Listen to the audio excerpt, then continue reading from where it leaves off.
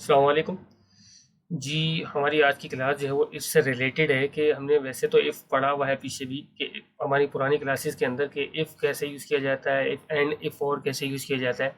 लेकिन हमने क्योंकि कंडीशंस को इतने वाज़े तौर पर अभी नहीं बताया था, वो हमने आज की क्लास या अगली क्लास उसके लिए कुछ रखा हुआ है। तो यहाँ पर हम बताएंगे आपको कि इफ़ के अंदर आप मुख्तलिफ कंडीशंस का इस्तेमाल कैसे कर सकते हैं। अब सपोज़ करें कि हमारे पास एक कंडीशन लगी हुई है इफ़ की, कि हमने कहा इफ़ अगर ये वाला सेल हमारा B3 सेल अगर 50 से बड़ा हो, यानी B3 अगर 50 से बड़ा हो, तो उस सूरत में हमारे पास गुड लिखा हुआ आ जाए, वरना बैड लिखा हुआ आ जाए।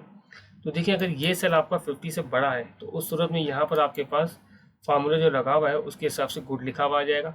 लेकिन अगर 50 से बड़ा नहीं है आपके पास, तो उस सूरत में यहाँ पर आपके पास बैड लिखा हुआ आ जाएगा। तो ये सिंपल आप फार्मूला इस तरह चला सकते हैं जो हमने यहाँ पे लिखा हुआ है।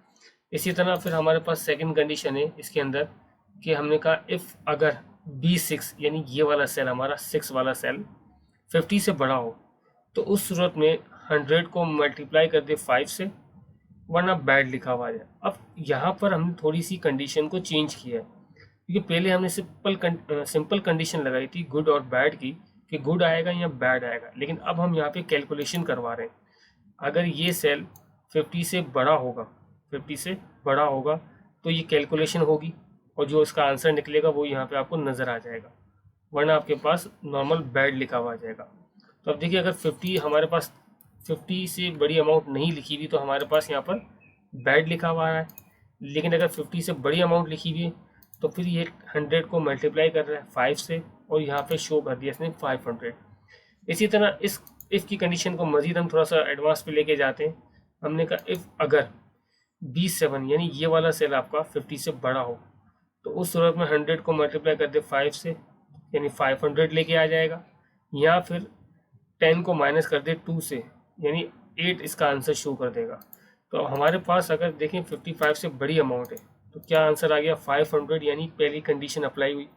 लेकिन अगर 50 से बड़ी अमाउंट नहीं आ रही हमारे पास, तो फिर दूसरी कैलकुलेशन इसने अप्लाई की, यानी 10 को माइनस करवा दिया 2 से और 8 आ गया। इसी तरह इसको थोड़ा और एडवांस किया हमने नीचे जाके। हमने कहा कि अगर B11 जो ये वाला सेल है वो, और उसके साथ प्लस करवाए 25 को, यानी ये जो भी अमाउंट यहाँ पे लिखी होगी उसमें प्लस करेगा 25, और चेक करे कि क्या वो अमाउंट 50 से ज़्यादा बन रही है, यानी 25 प्लस B11 करे और चेक करे 50 से ज़्यादा अमाउंट बन रही है, तो 500 लिखा हुआ आ जाए, वरना आपके पास सिफर लिखा हुआ आ जाए। अब सपोज करो अगर यहाँ पे ज़ीरो है तो यहाँ पर भी ज़ीरो हो गया, क्योंकि हमने यहाँ पे कहा था कि ज़ीरो लिखा हुआ आ जाए। लेकिन अगर यहाँ पे आपके पास 20 है तो 20 और प्लस 25 अब भी 45 बनते हैं, जो कैलकुलेशन हो रही है उसके हिसाब से 45 बनते हैं, तो भी आपके पास ज़ीरो ही आएगा जब तक आपके पास यहाँ पर आपने फॉर एग्जांपल यहाँ पे लिख दिया 30। तो अब देखिए, हमने तो कहा था कि 50 से बड़ा हो, लेकिन हमने 30 लिखा है क्योंकि 30 और प्लस 25 तो ये बन गए 55। तो 55 आपका यहाँ पे लिखा हुआ आ गया, तो पहली कंडीशन अप्लाई हो गई, वरना आपकी दूसरी कंडीशन ऑलरेडी अप्लाई हो रही थी। तो ये इफ़ के कुछ फंक्शंस है आपके, जिनको आप एडवांस लेवल पे इस्तेमाल में ला सकते हैं। बहुत बहुत शुक्रिया।